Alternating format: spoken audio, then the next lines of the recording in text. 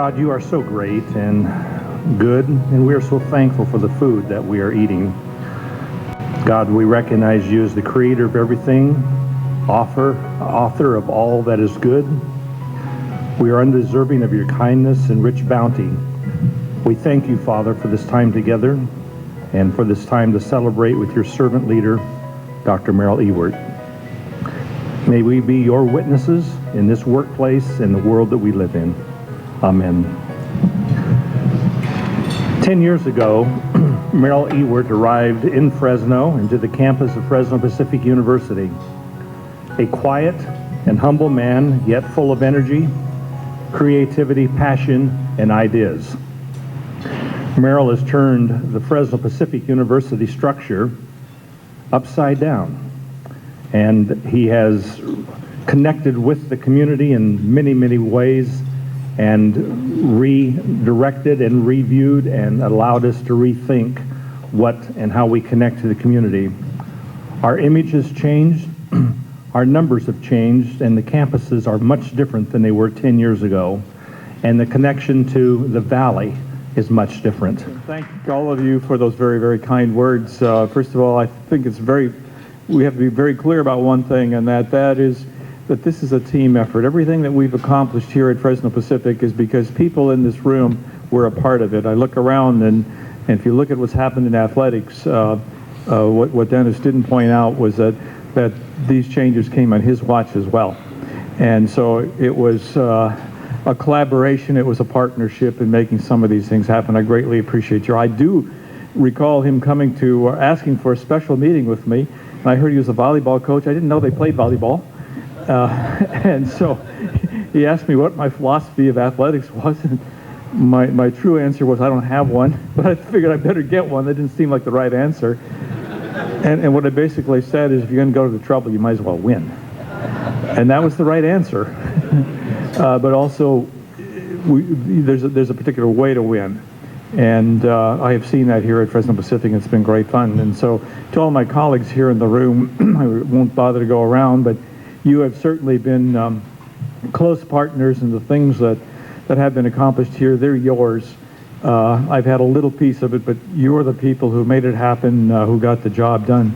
In terms of baseball, I'll take the credit for that one, because somehow it just seemed wrong to not have a baseball team in California. So that was one where I decided I would stick my neck way out, and we got the right guy. Oscar's done a great job. When I interviewed Oscar, one of the things that I do is I make sure that every finalist for a faculty position or coach comes through me.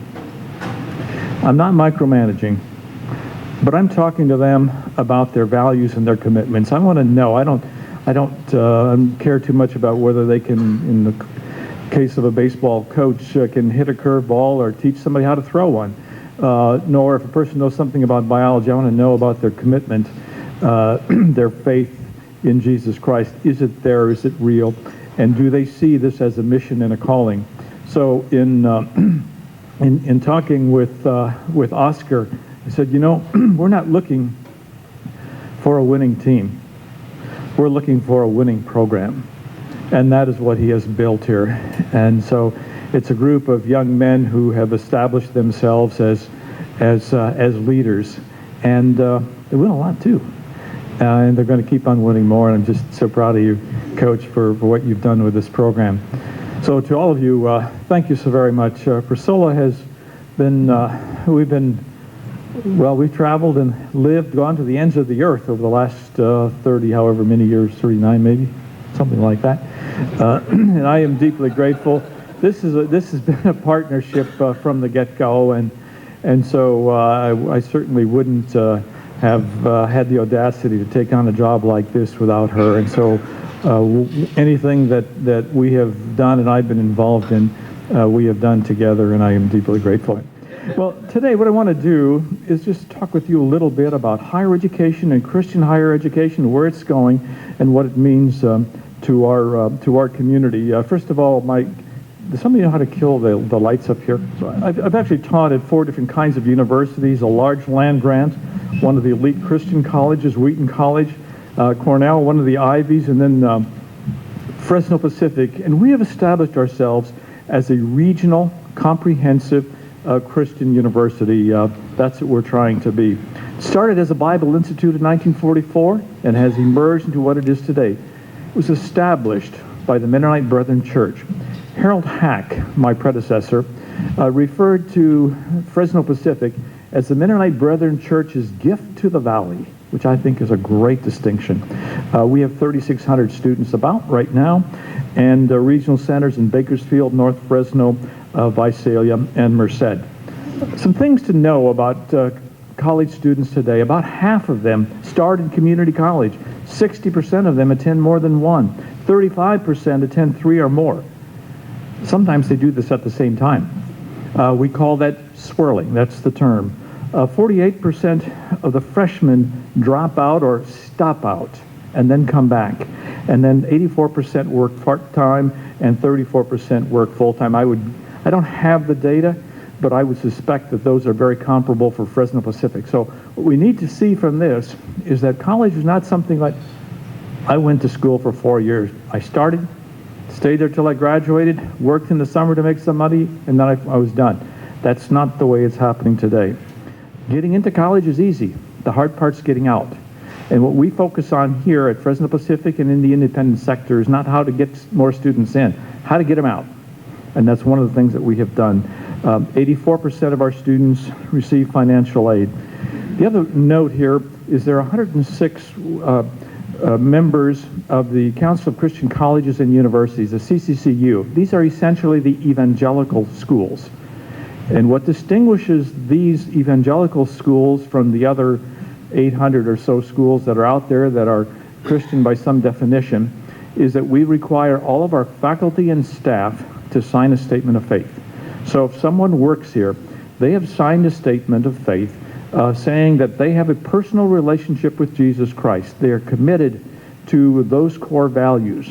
And the particular statement that we have here at Fresno Pacific is the statement of the Mennonite Brethren denomination. So that must be affirmed by everyone from the president, the chair of the board of trustees, and the guy who's cutting the grass out there, top to bottom.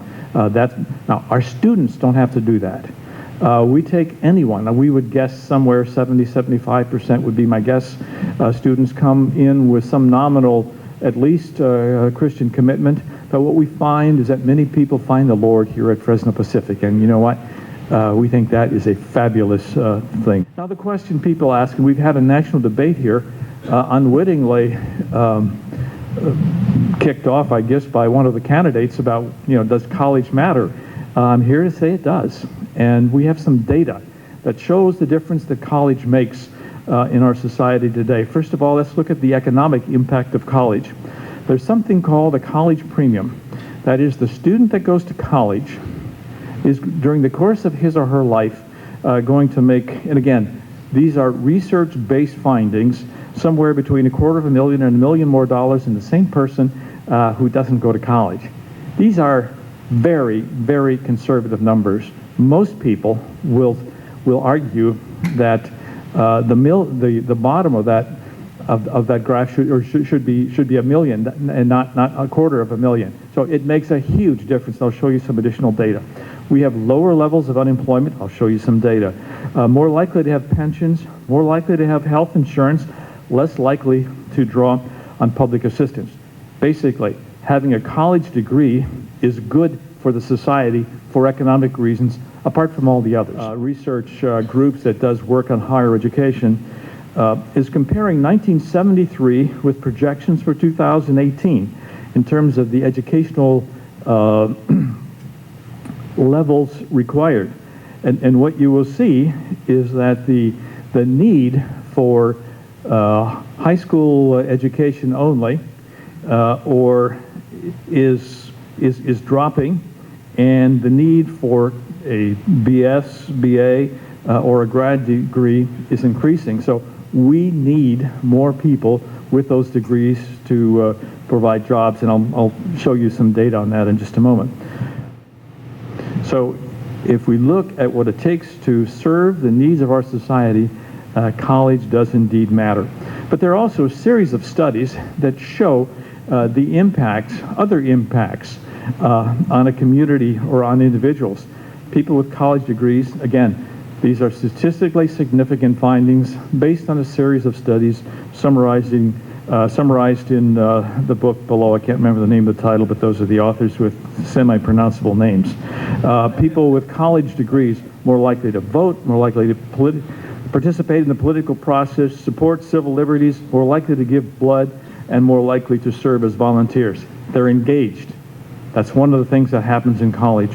We see some changes in cognition, increase in the level of critical thinking, higher verbal and quantitative skills, greater level of general knowledge. They know more stuff.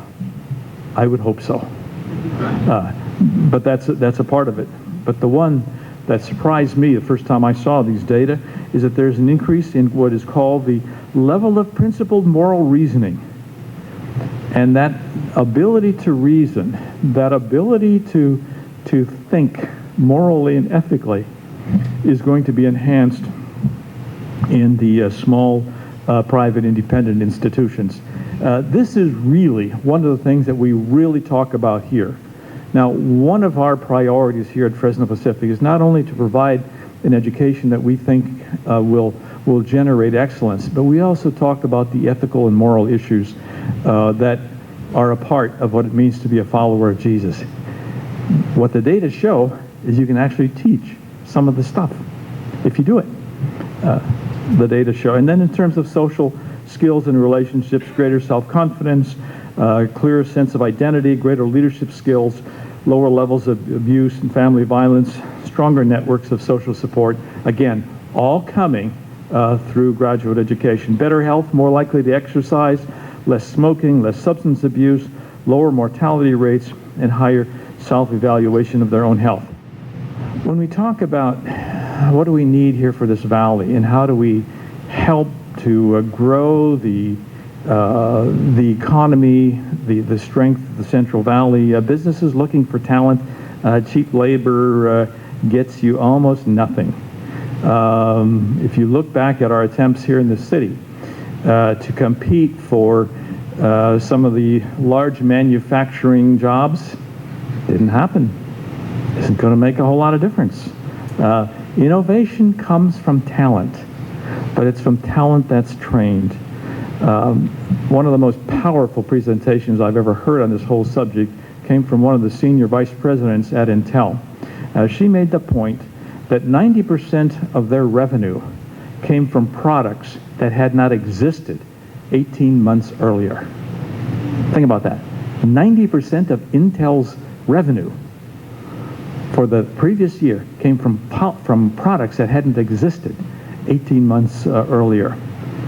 So where did it come from? It came basically from STEM, science, technology, engineering, and math. But it was essentially engineering. So job creation is coming disproportionately from engineering. That's something we need to start here at Fresno Pacific. I know that Fresno State has this College of Engineering. Good move. I know some people would criticize that kind of decision, but if we're talking about economic development in our valley, got to do it. So the challenge we face, declining public investment in higher education. I'm distressed at what's happening in the public sector in terms of cutting back on support to the CSUs and the University of California system and the community college. Not good. Here in the independent sector, we're concerned about potential cuts to the Cal grants. Can't do it if we really expect to position ourselves for economic growth during times as critical as these.